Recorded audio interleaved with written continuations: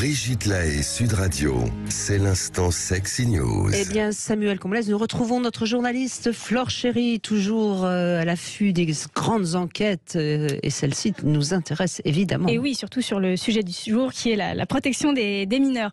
Ça sort dans 2 jours, le 15 mars. Netflix, la grande plateforme de streaming au logo rouge, sort une grande enquête intitulée Pornhub, gros plan sur le géant du sexe. Pornhub, pour ceux qui ne connaissent pas, c'est un des sites internet d'hébergement de vidéos pornographiques en libre service les plus consultés au monde. Ce site vient de fêter ses 15 ans. C'est un jeune ado, donc, et comme un jeune ado, il est de plus en plus en crise. On se rappelle qu'en 2020 déjà, il a été contraint de retirer de son catalogue plusieurs millions de vidéos de créateurs de contenu qui n'avaient pas fait l'objet d'une vérification d'identité.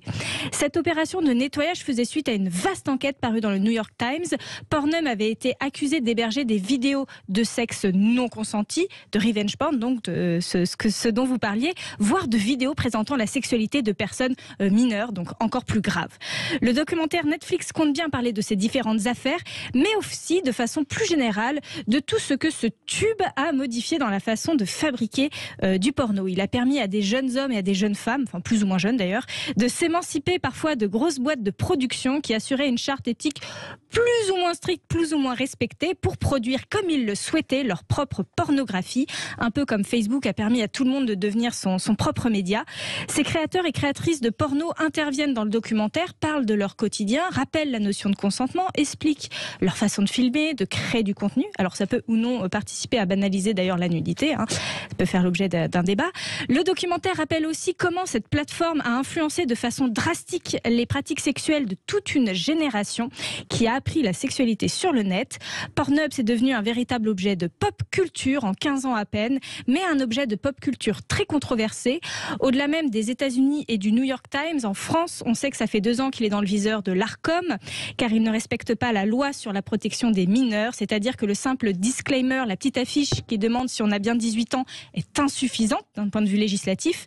Il est aujourd'hui envisagé de renforcer le dispositif d'accès à ce site, notamment avec des systèmes de double identification via la carte d'identité. Il est aussi accusé de greenwashing, c'est-à-dire de s'investir dans une cause écolo pour cacher sa propre pollution.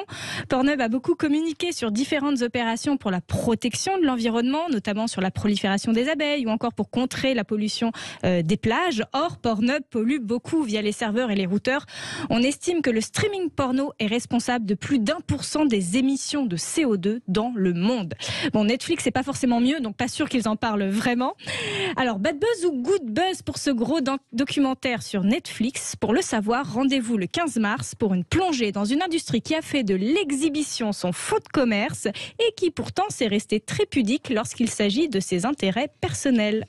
Je suppose que vous ne l'avez pas vu encore non plus, bien sûr. On voit des extraits, on voit un petit peu l'angle, c'est pour ça que j'essaye de le pressentir.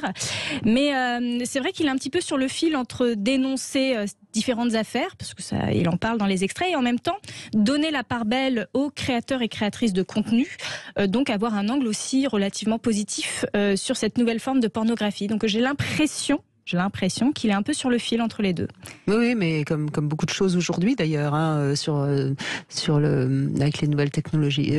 Réagissez évidemment. Non, bien sûr, tout est dit, effectivement, et notamment de dire que les réseaux sociaux au sens large, on parle de Pornhub, mais tous les réseaux sociaux globalement aujourd'hui ne respectent pas la loi, ce qui est une catastrophe pour nos jeunes, parce que quand on est trop facilement face à des images pornographiques, sans aucun moyen de pouvoir en parler à un adulte, sans aucune prévention, c'est extrêmement violent.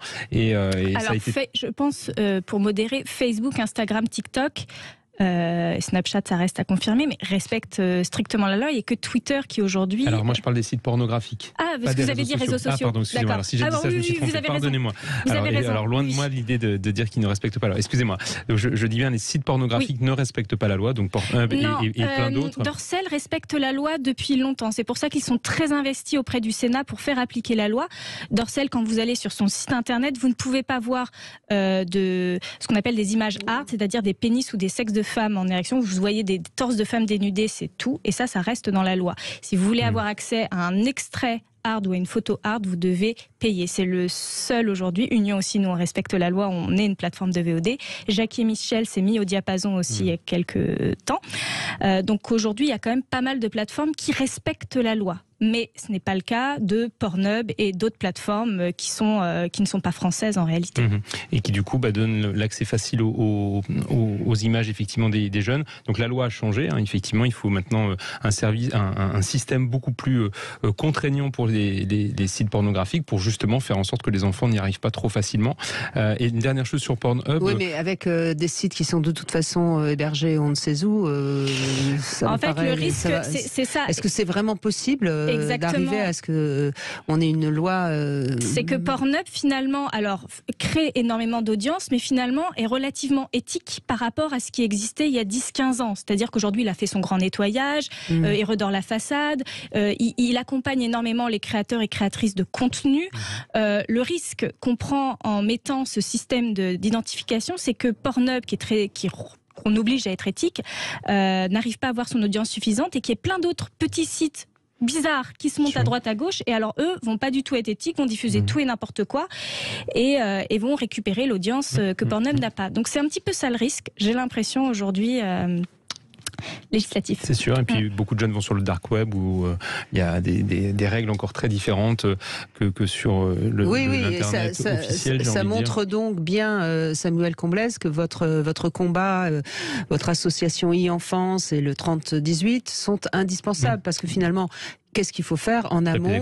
De la pédagogie, de l'information, aider chaque famille à mieux comprendre et responsabiliser très jeune dès le primaire. Je pense qu'il faut en parler dès le primaire. Et s'agissant de Pornhub, on est, nous, partenaires de Pornhub, puisqu'on est signaleur de confiance auprès d'eux. Ça veut dire que si un amateur prend des photos ou des vidéos de quelqu'un qui n'a pas consenti et met ses photos ou ses vidéos sur Pornhub, nous, on a la capacité de pouvoir les faire retirer en interpellant Pornhub, justement en disant attention, cette photo n'a pas été mise sur le site de manière consentie, et on peut le prouver. Bon, ça, c'est un travail qu'on fait avec nos écoutants sur le 30-18, et on peut faire retirer les contenus. Donc, et on est partenaire de Pornhub et de d'autres sites qui sont gérés par la maison mère qui s'appelle MindGeek. Et donc cette capacité de réaction est importante parce que parfois on se retrouve, il y a des créateurs effectivement qui font les choses très bien et ça leur appartient, il n'y a aucun souci, mais il y a aussi malheureusement des vidéos qui sont diffusées sans le consentement, et ça c'est terrible. Finalement, Fleur Chéri, c'est presque un petit peu positif votre chronique aujourd'hui, c'est-à-dire qu'on se rend compte que certains sites pornographiques prennent conscience qu'il faut quand même être dans une éthique pour continuer à exister proprement. Sont obligés de prendre conscience, oui, c'est un peu le terme. Oui. Ce qui est joli, c'est qu'on voit qu'on peut exercer une pression sur ces sites-là pour que ça se passe bien.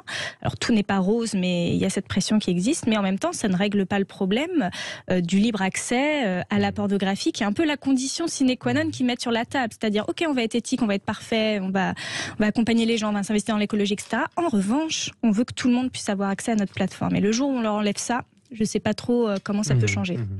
Oui, mais on sait très bien que trop de censure a un effet pervers. Donc attention. Et puis la pornographie pour les adultes, aucun problème. Là, on est en train de parler de la pornographie pour les plus jeunes. À partir de 18 ans seulement, on devrait pouvoir y avoir accès. Mais après, chacun est libre de faire ce qu'il veut. L'idée, c'est de protéger les mineurs qui ne sont pas psychiquement prêts à pouvoir accueillir ces images et qui n'en font pas grand-chose à part les reproduire. C'est ça qui est un peu terrible. C'est un abus et c'est un traumatisme pour beaucoup de mineurs. Ça peut l'être. Peut-être pas à 15 ans, mais en tout cas à 12 ans, quand on est trop jeune, évidemment. Merci beaucoup Fleur Chéri, vous êtes toujours à la pointe des informations et c'est formidable. Merci beaucoup. Je rappelle évidemment qu'on peut aussi vous travaillez aussi pour Union et puis vous êtes aussi associé avec Arthur Vernon pour beaucoup de choses qui permettent justement de favoriser la sexualité des adultes.